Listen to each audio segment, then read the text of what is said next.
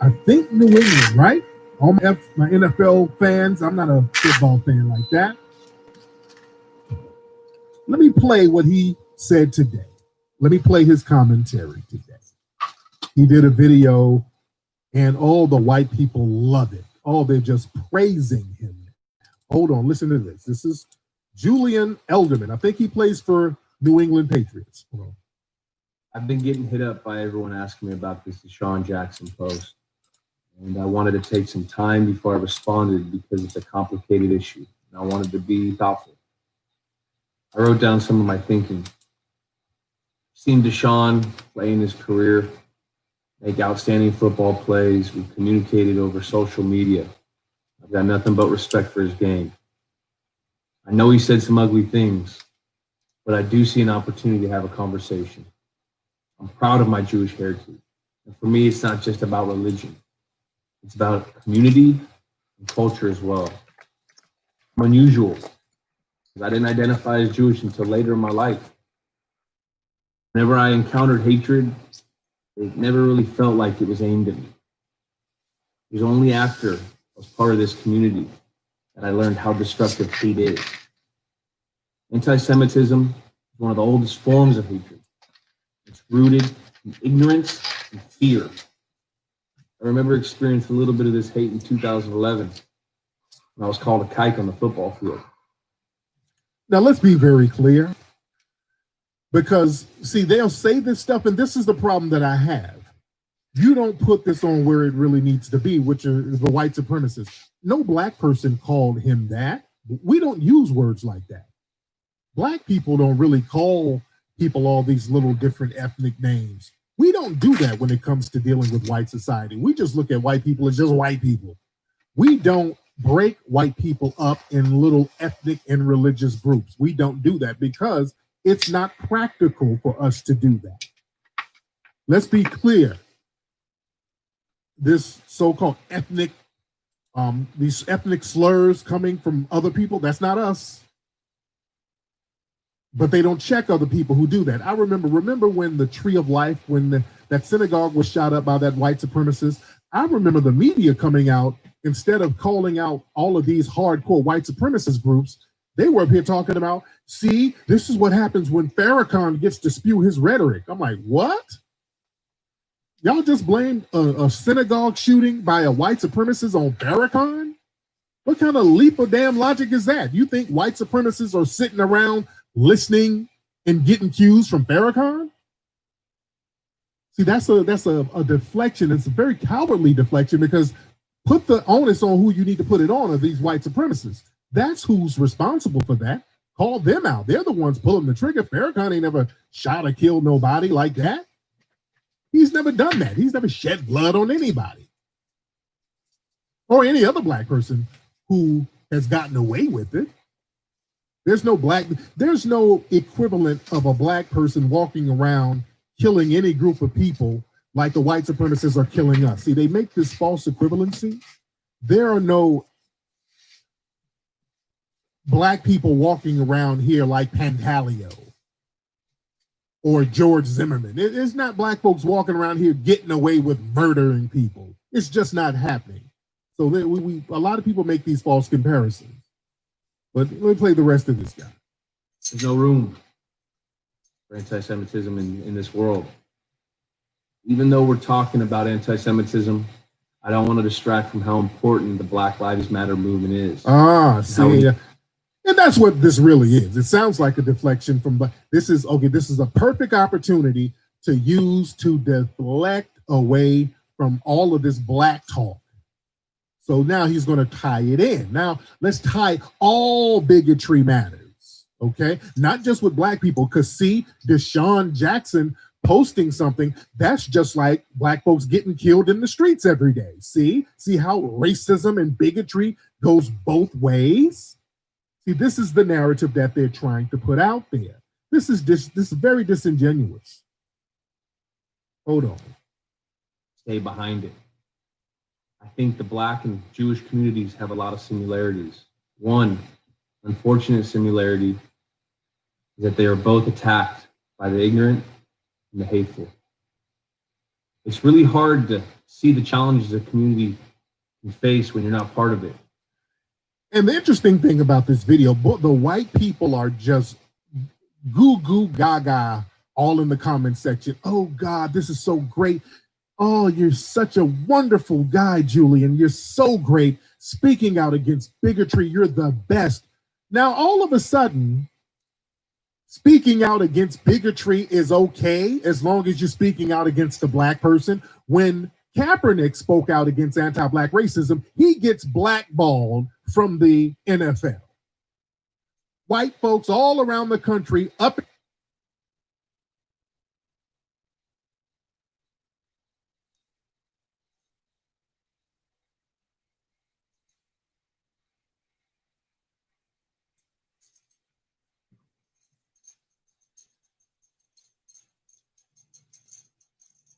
on all this shit shouldn't be involved in sports. Just shut up and play.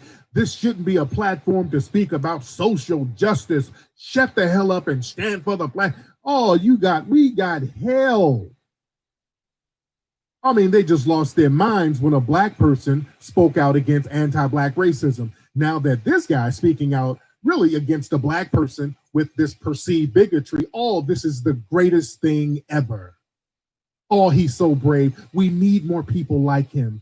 See, this is called white supremacy. These type of contradictions are the basis of white supremacy. Let me play the rest.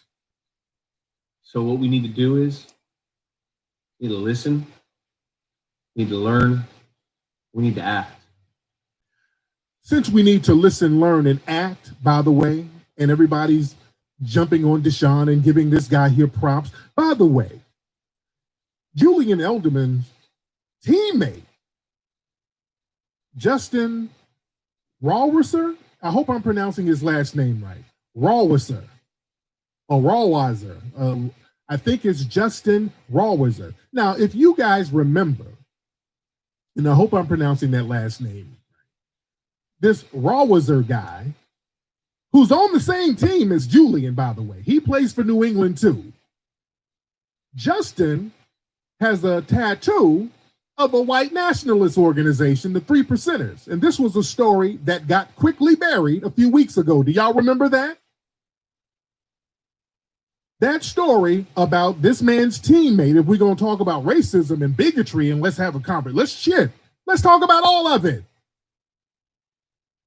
Yeah, that last name, that's a German last name. This dude has a tattoo, and people called him out for his tattoo of the damn Three Percenters, which is a white nationalist group. And then he acted like he didn't know that. Oh my God, I didn't know, dude. I'll get it covered up, bro. And then the story just went away. They didn't take him to the Soul Food Restaurant or the African American History Museum or the Ike Turner Studios. They didn't take him nowhere. They buried that story. Look that up, guys. Some of y'all might not even know this was a flash in the pan story that they quickly buried. You understand? Yeah, that was draft week. So again, y'all got all the smoke for a black person who posted something on social media, but a dude walking around with a whole ass tattoo of a violent white supremacist militia group, all of a sudden, well, young people make mistakes, you know. You understand? That little game. And they did the same thing with Riley Cooper. Well, he said he was sorry, and you know, people get angry and they say certain things. Oh, they get to splaining. Nobody took Riley to the African History Museum or the Keith Sweat concert or wherever you take the white supremacists who do bad things. They didn't take him nowhere. But now with Deshaun, we're gonna have to work together, and we're gonna have to learn each other's culture. Hold on. We need to have those uncomfortable conversations if we're going to have real change. Uncomfortable conversations. I like that. I like that. Remember, see, look, use their words, get their words, and you use their words. We need to have uncomfortable conversations. I agree. Let him finish that. We do need to have uncomfortable conversations. Who is? You need to listen, We need to learn. We need to act. We need to have those uncomfortable conversations if we're going to have real change. So to that end, Deshaun, let's do a deal. How about we go to DC? I take you to the Holocaust Museum. And then you take me to the Museum of African American History and Culture. Afterwards, we grab some burgers and we have those uncomfortable conversations. Okay. So now it's time for some uncomfortable conversations now that Deshaun Jackson is the face of bigotry. Okay. Uncomfortable conversations. Got it. Okay. And we want to use historic markers to discuss these uncomfortable conversations. I agree. I agree with that. So I think Julian and Deshaun, when they go to the Holocaust Museum, then they go to the African American History Museum, they should also take a stop over to the Touro Synagogue, which is the oldest synagogue in America. The Touro Synagogue, Touro, that's the oldest synagogue in America. They should take a stop there and learn about the person who built it, which was Aaron Lopez, Jewish gentleman, Aaron Lopez, who built that oldest synagogue, and teach Deshaun about that, teach Deshaun about the history of the synagogue, and also Deshaun can teach Elderman that Aaron Lopez was one of the wealthiest slave owners in the East Coast at that time. Aaron Lopez was the wealthiest man in Rhode Island. This was a very wealthy slave trader. He made a fortune in slavery, trading black people. Let's have that uncomfortable conversation. Let's make the conversation very uncomfortable. If we're going to start going to places and going to museums and all that, I agree. I agree with Elderman on that because we need to heal. We need to heal. This is a healing process. You know, we need the blacks and all the, we need to get with other groups and learn to heal. And when they leave the museums, they need to go down to the Confederate Museum. And when they're there, Google the term brains of the Confederacy. And I want everybody to Google that now. Google the term the brains of the Confederacy. When you Google that, you will learn that the brains of the Confederacy was a Jewish man named Judah P. Benjamin. That was the person that was orchestrating a lot of the stuff with the Confederacy, the white supremacist Confederacy. The Confederacy that was all about maintaining white supremacy. In fact, Judah P. Benjamin's face is on the Confederate $2 bill. You can Google that too. You understand?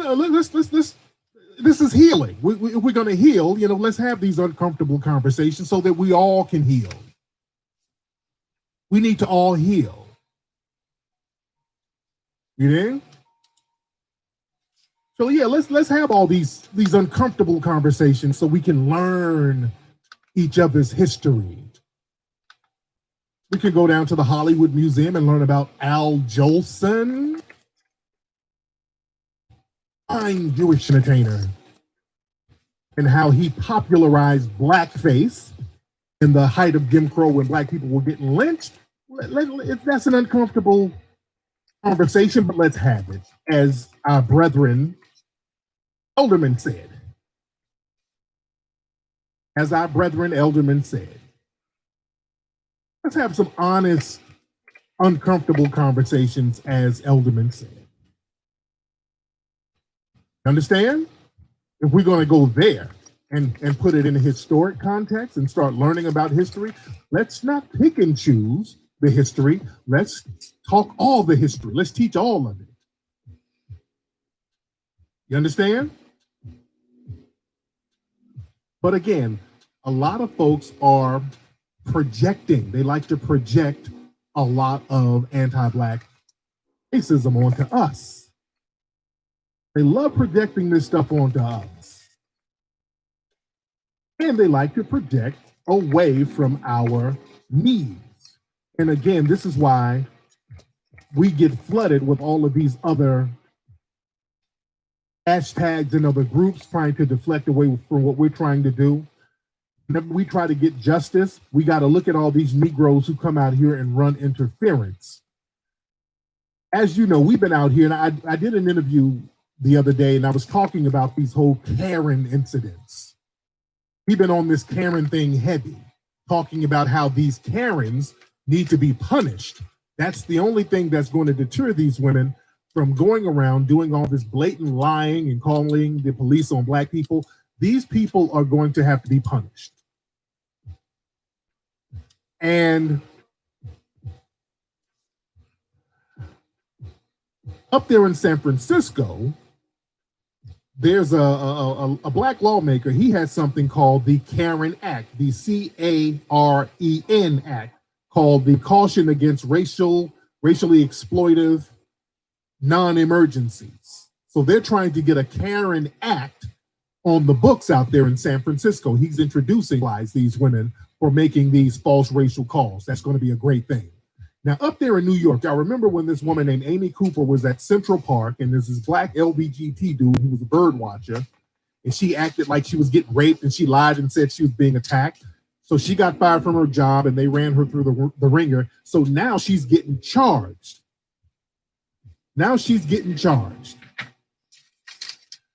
And the guy, the Black dude, the LGBT dude, is out here caping for her, saying that he's not going to cooperate with the police. Isn't his name like Christian Cooper or something like that? I think his name is Christian Cooper. So this dude is out here talking about he's not going to cooperate with the police. He don't want to see her charged. She suffered enough.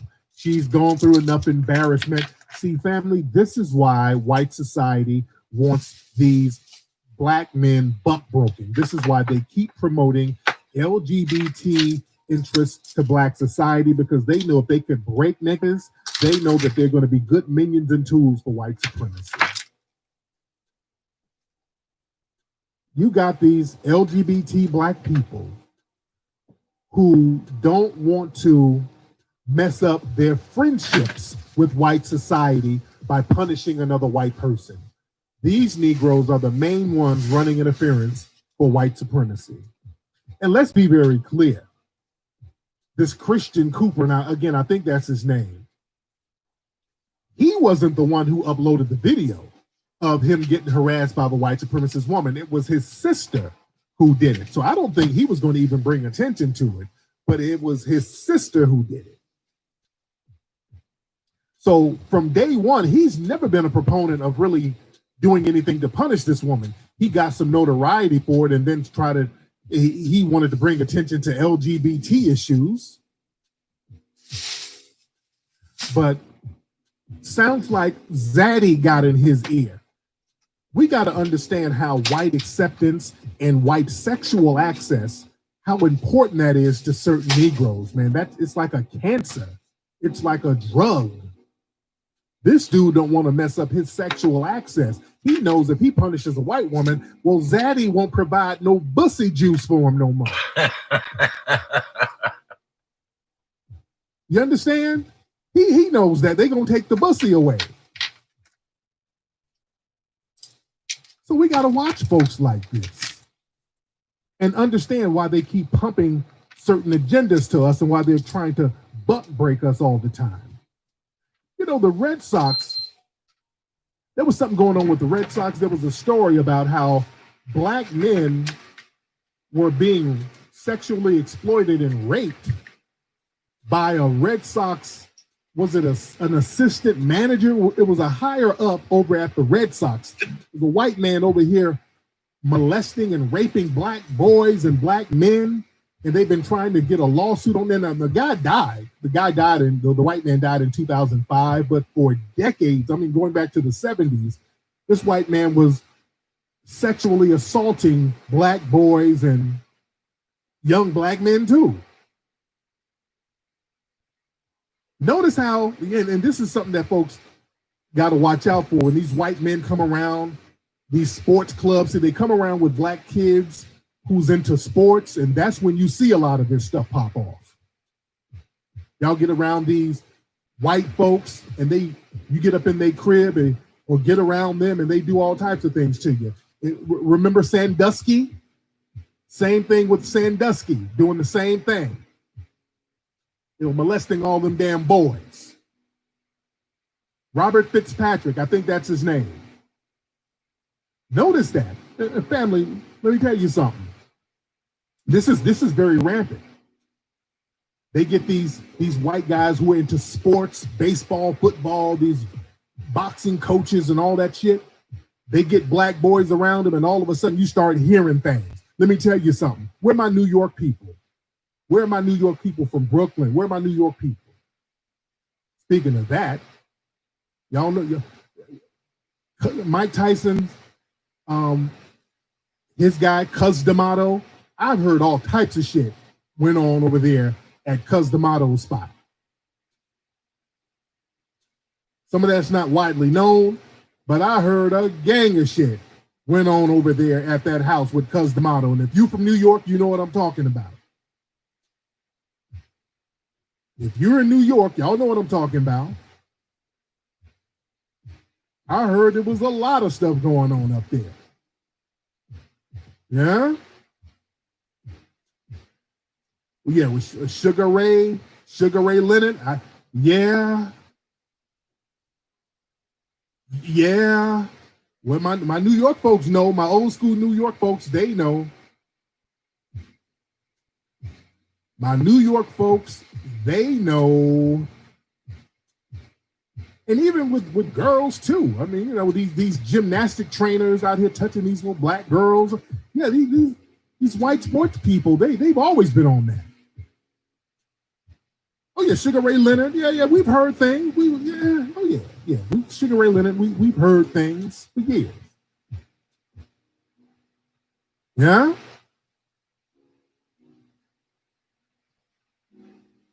But family, they like to buck break us because they understand if they buck break us, you're going to destroy the warrior spirit to a certain degree as far as fighting white supremacy.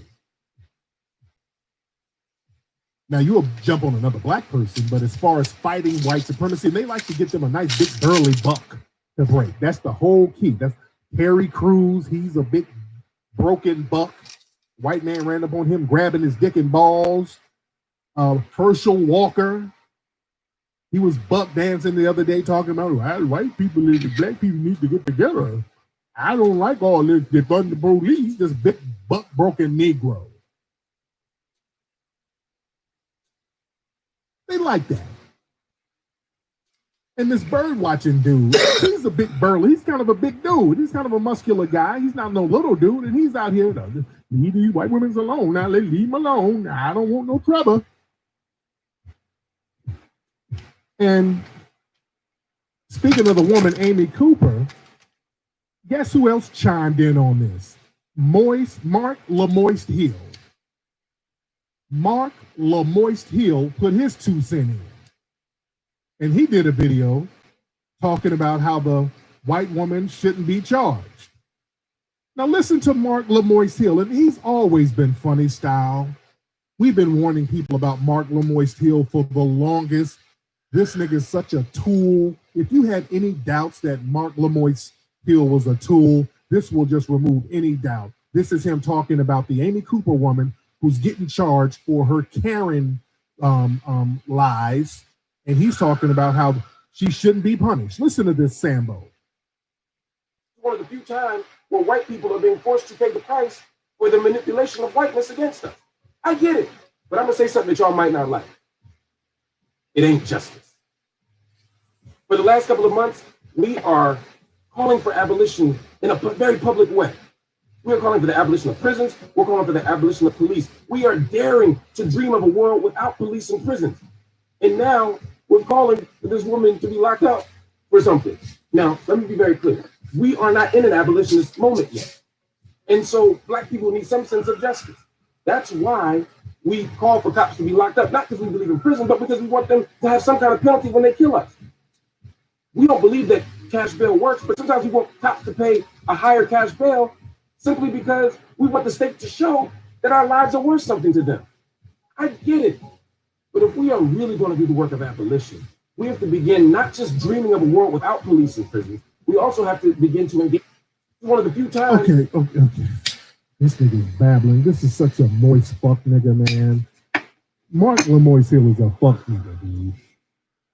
Now, when it comes time to punish these white supremacists, all of a sudden, notice all of these Sambos who's on their payroll, who's trying to get a job with them. Hey, let's do some abolition now. We shouldn't do that. That's not justice now. We don't want to start punishing people and putting them in jail. Now, that's not going to be the hell you talking about. The fuck is this nigga talking about?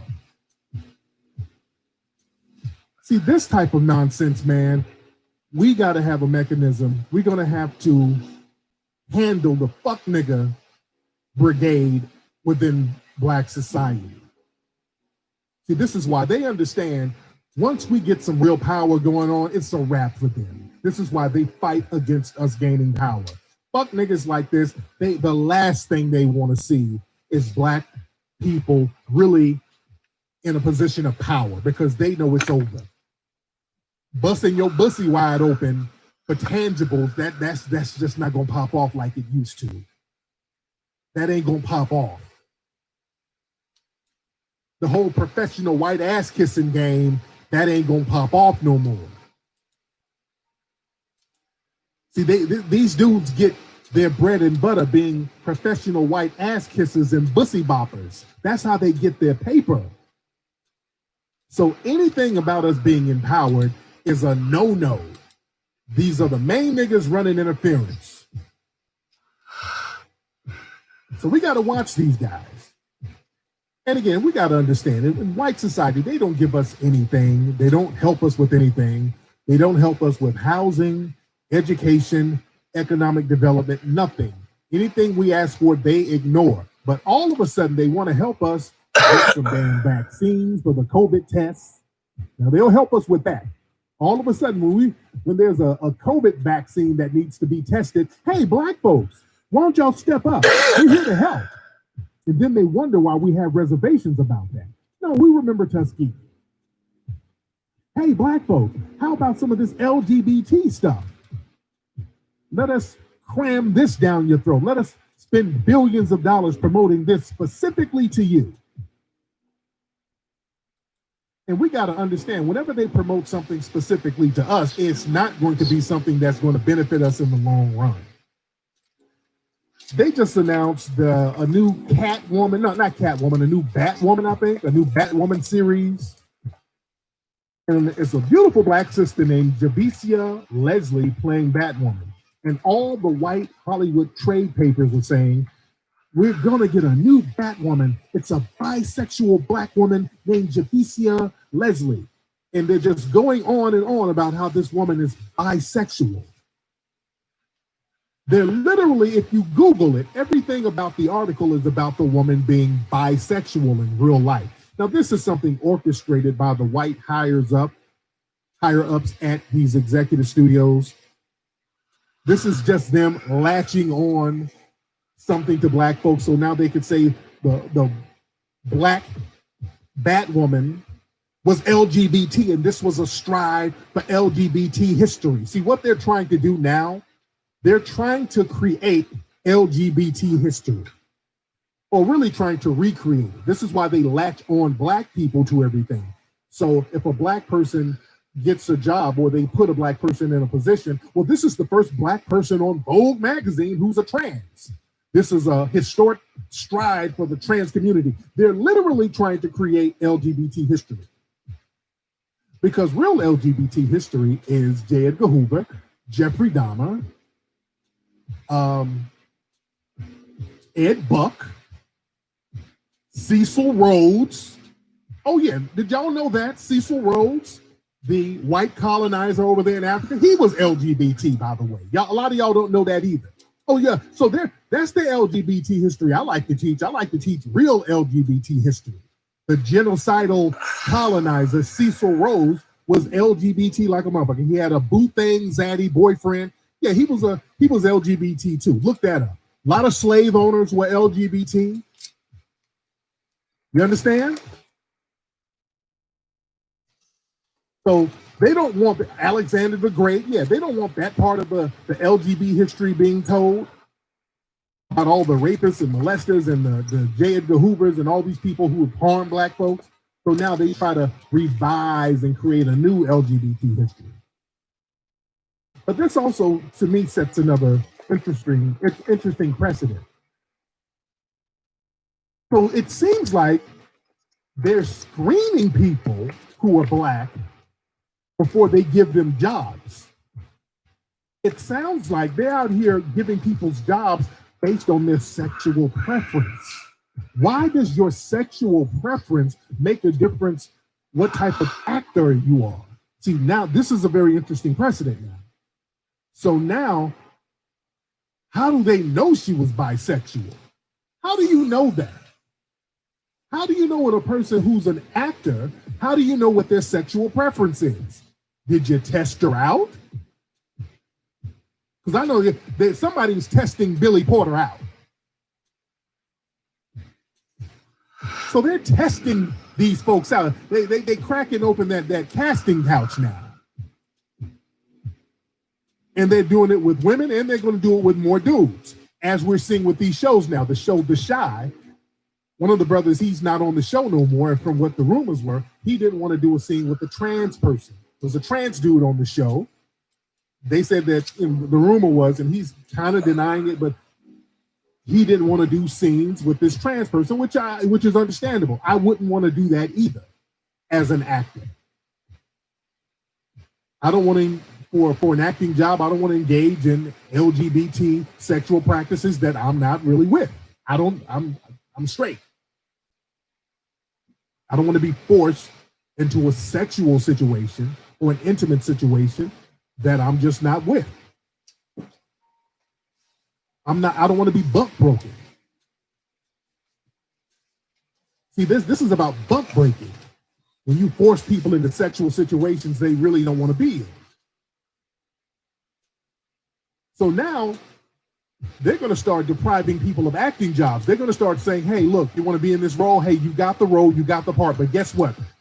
Guess what, new actor? And you've been out here struggling to be an actor. You're working hard. You've been busting tables in order to be an actor. Now we're going to give you your first starring role. But your co-star is going to be a trans man. It's going to look like a woman. It's really a dude. And that's going to be your love interest. And if you want this job, you're going to have to get busy. And that's going to be the new norm. That's buck breaking. So we got to understand the game that's being played out here. And Michael B. Jordan better watch out. Michael B. Jordan better watch out. Again, they used to just put you in a dress. Now they're going to go a step beyond. With the black actors, they used to break you by saying, okay, we need you to play a woman. Put this dress on and prance around. Now they're taking the dress a few steps further. Now you're going to have a love scene with the same-sex person who's dressed like a woman. And by the way, when you look at these shows on The Chi, they got this trans chick on there. She can't act her way out of a paper fucking bag. Not a good actor. Just like Billy Porter, it's not a good actor. And when these people are on the screen, it's like, okay, it takes you out of the narrative of the storyline. You're like, okay, this is just, I'm watching an agenda instead of a storyline. You know? Yeah, they had Bing Rames in a dress, Wesley Snipes in a dress, Eddie in a dress, Martin in a dress. Jamie Foxx, everybody's in a damn dress. You dig? So we got to understand the game that's going on out here. But again, everything is about smokescreens, taking the focus off of foundational Black Americans and our demands. And now people are paying the price for it. And all of this deflection is going to work against people. Like Biden, they just put out an article today saying that Biden does not have the support of young Black voters. We've known that. We know that. At first, they were trying to fake the funk and act like Biden had all of this Black support. He's going around all these elderly Negroes. No. That's not going to help you win. All of those elderly Negroes who's already broken, that's not going to help you win. You need black folks who are young, energized voters to get out here in the streets and really stump for you, and that's just not happening. And they're trying to act confused as to why Biden is not getting young black support. Biden is an old school white supremacist. He's harmed foundational black Americans. People still remember that 94 crime bill. You've heard about the 94 crime bill. Just watching Biden, listen to him talk and listen to the disrespect that he has for black people. Young black folks see this. They're not going to want to vote for him. Whenever you talk about doing something for black people, he starts changing the subject, talking about Hispanics and Native Americans. Remember when they started talking about, well, if we do reparations, we're going to have to include Native Americans too. Ain't nobody rocking with that man on that. And another thing, with the Native Americans, I was on the federal grant site where they list different grants that's available. Now, we know that Native Americans get all types of direct benefits from the government because of the treaties and all this stuff. But man, if you go check out the site with all the government grants, there are dozens and dozens of grants specifically for Native Americans. There are just grant after grant for housing, Native American housing, Native American medical care, Native American education, Native American schools, Native American business development. I mean, so many grants specifically for Native Americans. Not only that, even the minority and diversity grants that's supposed to be for diverse groups and minorities, the Native Americans, when you look at the requirements, they have a fast track to that. Meaning they don't have to even have a 501c3. Every other group, you got to have a 501c3 and all this paperwork and these legal documents. Native Americans get that off rip.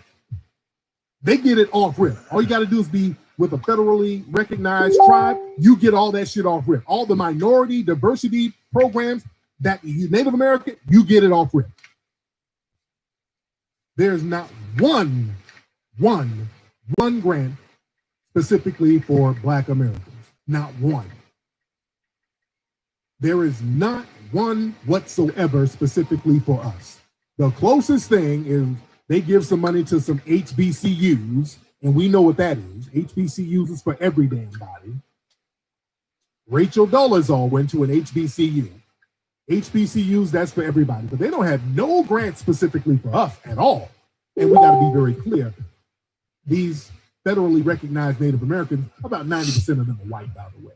These are $5 Indians. So this is another finesse game that white people use to funnel money to other white folks. You dig? Oh, they get free health care. Oh, they get all the goodies. And they want us to sit up here and sacrifice our vote for nothing? Fuck that. We want everything that they're getting, but specifically for us.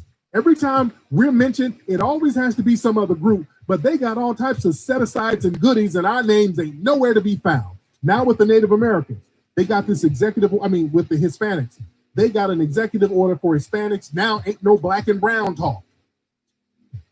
We got to be precise with our words. We need certain benefits and tangibles and grants and resources specifically for foundational Black Americans. We got to be very, very clear on that. We got to be extremely clear on that. And while they're defunding these police agencies, that money can be used for our reparations package. I know out there in San Francisco, they're talking about defunding the police.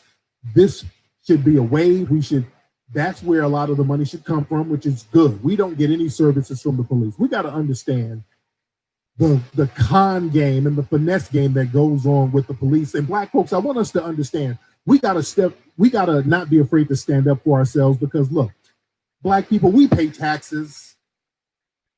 We pay taxes and we allow the state to just treat us any kind of fucking way. No, our tax dollars should work for us. Our tax dollars work for non-citizens. We got people coming over here from across the border eating off our fucking tax dollars that we don't even eat off of. And we get shamed into saying, hey, we want some. Hey, come on, black folks. That's welfare. That's a welfare mentality. Come on, y'all. Stop begging. No, fuck that.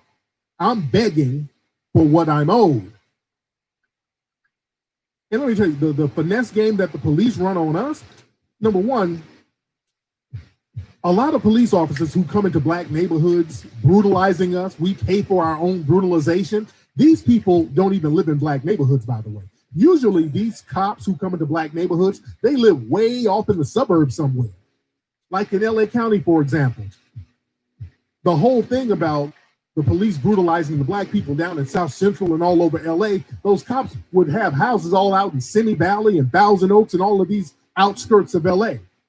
So our tax dollars are going to these police officers paying their salary. They're taking that salary out of the black neighborhood and going and funding the suburbs. We're funding the suburbs and their lifestyle with our tax dollars, and we're also funding our brutality with these people.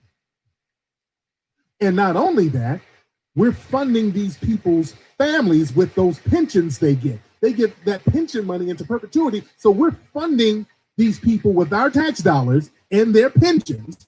They get all this money off of us, and we don't get any services from these goddamn people.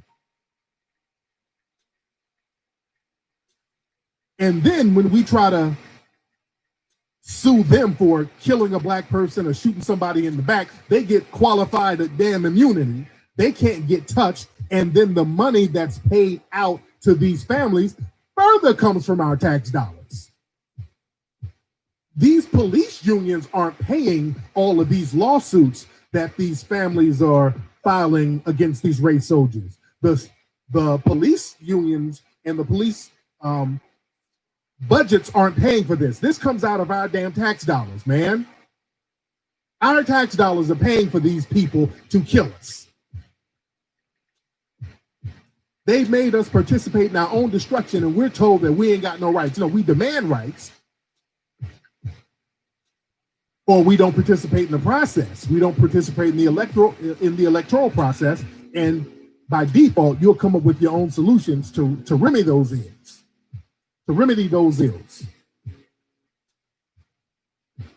So we got to understand the game that they played on us, man. We are not going to fund our own demise. We're going to use our own tax dollars for our own benefit. We're going to benefit from it. We're going to let these folks know, if you don't bring us tangibles, we ain't fucking with you. We don't give a damn about no Biden. We're not going to be scared. We're going to defund these police. We're going to demand our tangibles package, and that's all there is to it. All right. Anyway, that's been today's episode of Tariq Radio, guys. Been great chopping up game with the family. Much respect to everybody. I will holler at you guys this Sunday.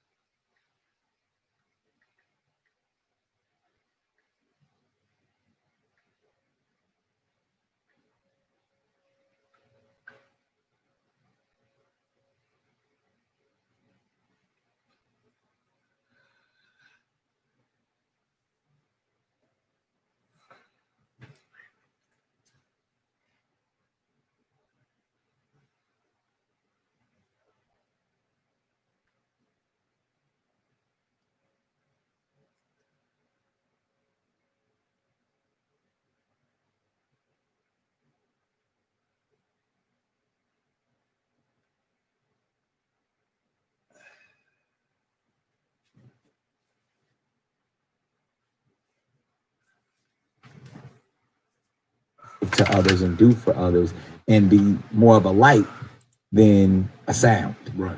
And knowing that as a light, I can operate on a frequency, but I don't have to be the frequency. So I don't know. Like I said, I don't have the answers. I like to